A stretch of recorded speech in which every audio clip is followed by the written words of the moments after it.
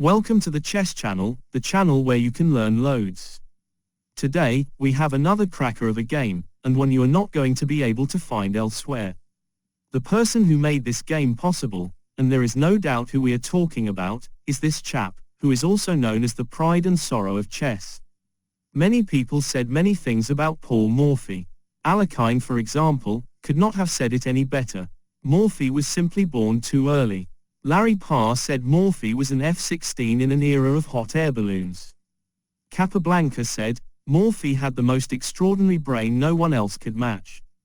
Bobby Fischer himself said, Paul Morphy was probably the most accurate player ever lived, and went on to acknowledge him to be the greatest genius of all time.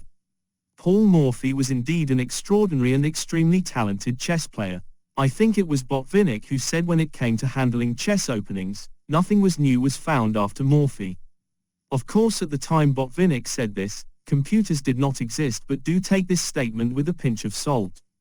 Many people and YouTubers covered endless Morphy games across time. If you study Paul's games, you will note he was an all-rounder.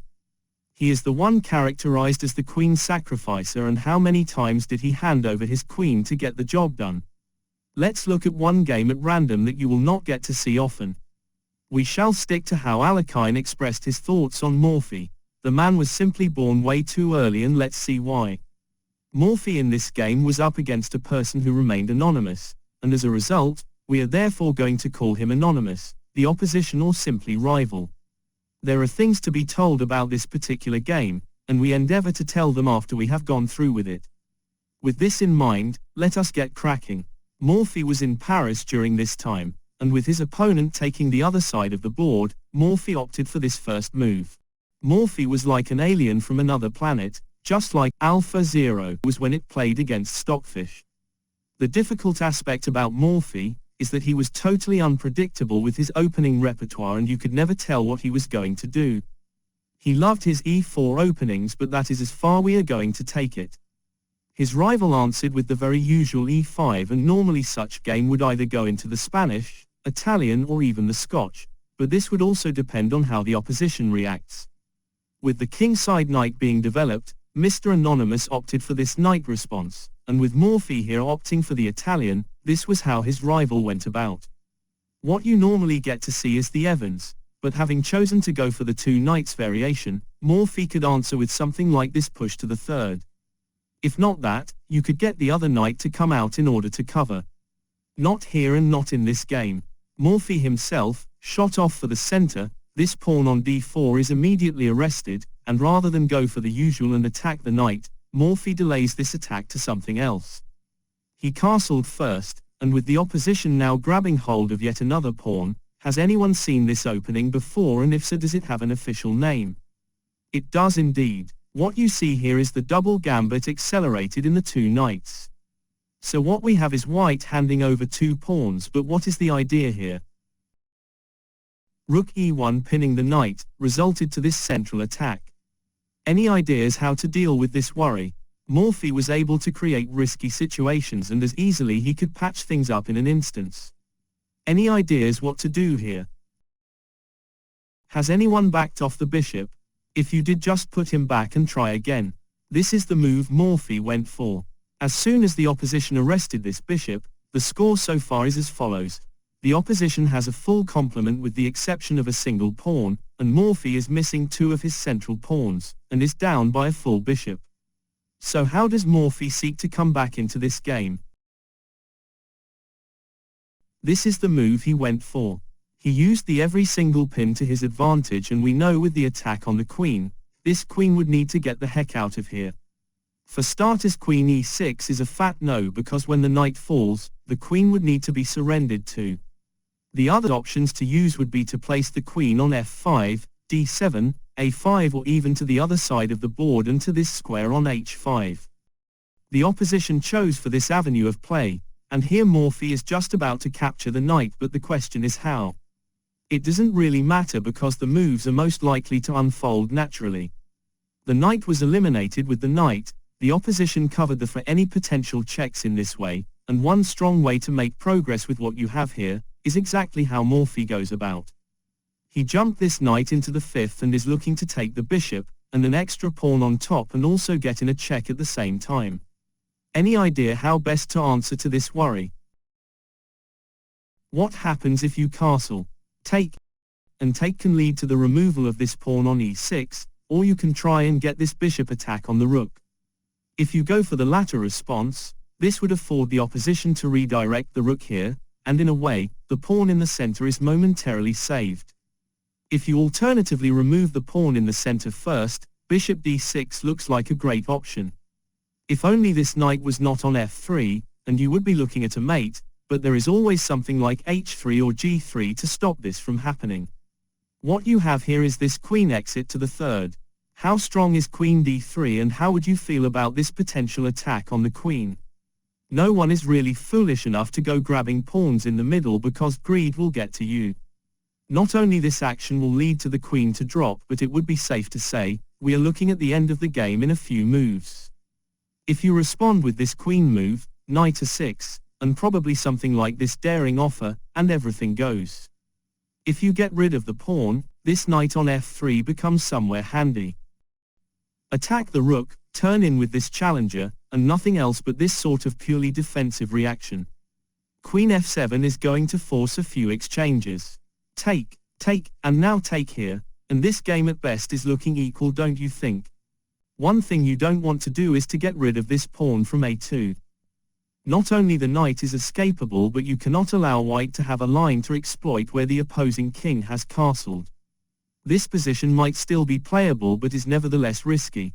Let's return to the game to see what happened. For sure we saw no castles at this stage.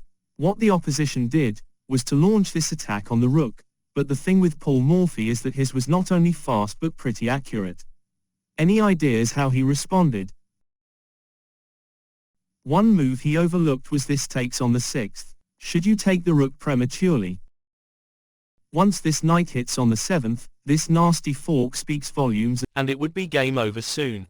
If you take the knight first and you have to, now you can hit off this pawn with a check, and when the king is forced to this square, this would be the move to go for. This would give Morphy a substantial advantage, and from this point on, Morphy should not have a problem making further progress. Coming back to the game, Morphy changed the order of execution. He handed over the rook via this interesting exchange, and as soon as the rook dropped and the pawn was captured, this spot on g7 could not be left ignored. What also cannot be left ignored is this pawn on c7. For the opposition, it was one decision over the other. If you opt for this king response, how strong would this bishop exit be? The entire idea of this offer is to grab hold of the knight, and should you do, take here with a check, and yes, the knight would drop, but the compensation rests here by picking up this sweet queen, and once again, this game for the opposition goes absolutely nowhere. So right after this bishop move into f4, what would this queen repositioning do? c3, bishop d6, take the bishop, and what would the opposition do? You really need to take the knight first, because if you take the bishop first, okay, this might work too. Take here in the center, and though the opposition would be a full pawn down, this is in itself, is not a sign that one side is better than the other. However, coming back to the game, things took a somewhat unexpected turn. The opposition found one move that does two things in one. This was that move, and with the queen now blocking the access to both g7 and c7, and of course now attacking the knight right in the center of the board, Morphy still has a number of tricks up his sleeve. The first thing he did was to find a way to develop the otherwise underdeveloped queen side of his. Before doing this, he first needed to find a way to back up the threatened knight on e6. In this light, he came up with this spectacular knight jump that not only protects his twin brother on the 6th but also adds enormous pressure on the queen. Queen e7 resulted to this subsequent queen move by Morphy, and with the opposition now backing off the bishop to this outpost, any idea what Morphy was looking at? This is what he did. Being powerless to take the knight, the king was forced here. Morphy in turn delivers this first-class check, and with the king now backing off, trust Morphy to find an invaluable resource. Would you like to get the chance and the opportunity to fish out Morphy's next response?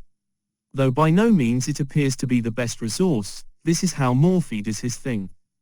We will shed some light later on as to why some of these moves were played. With the opposition grabbing hold of the knight, the entire idea of this sacrifice was to be able to squeeze in this bishop check. At the same time, against any response, a knight check from e6 is on the cards, and at any time soon, the rook in the corner of the board will get to join in with the rest of his troops. Bishop e7 instantly resulted to this follow-up check, and let me tell you this. It might matter where this king goes next. Shall we prove it? If you place the king here on e8, taking here with a check might lead to king to return to d8, and the game can be determined on how to choose to continue. If you take the rook, take the bishop, take with a check, and once you go for this king move, is there any way this knight can get trapped? Queen g3 is not going to do it, because you do need to worry about this rook launching an assault on the queen. Queen d6, for example, will lend you in with this attack, and once you realize this knight in the corner of the board is most likely to drop, it would be the opposition now the side that is seeking to win. The other way to do it would be to come back to this specific move. Rather than take the rook, it might be best to return the knight to deliver this check, and that repetition might just happen. As soon as the knight delivered this check, rather than go for king e8, this was how the opposition played it. And this move is what determined the fate of the game. The question is how. With the expected discovery on the back burner, anything goes. If, for example, you go for this knight move right into f8, king b8, followed now by this check, and when the king returns to c8, you can either start to tease the opposition by repeating at least one move, or even try a shorter approach. Before we show, can you improvise?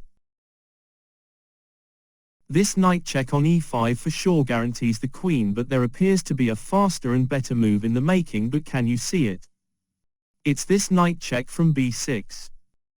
King d8 does not work because the game ends in 1 with queen d7.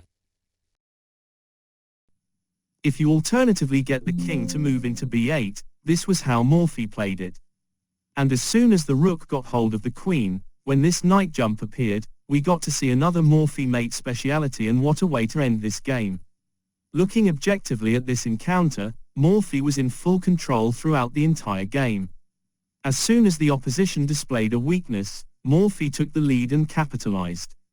And now, before we forget, we might want to add the most important factor, and here it comes. Not only this encounter between Paul Morphy and Mr. Anonymous was a simultaneous, but how would you feel if you get to hear this game was played by Morphy blindfolded? Indeed, sir, and for anyone who ever tried to play blindfold chess, they would know certain people do not need to have a visual. Though this is particularly true with the openings, is there anyone here would have played an entire game from start to end without looking at the board? And this was Paul Morphy, an all-rounder, and a person who didn't even need to look at the chessboard to play the games he did. We are going to come back to Paul Morphy in the near future to showcase his tremendous abilities, and how easy he can make things look. In the meantime, we sincerely hope you enjoyed and look forward to seeing you again soon. God bless.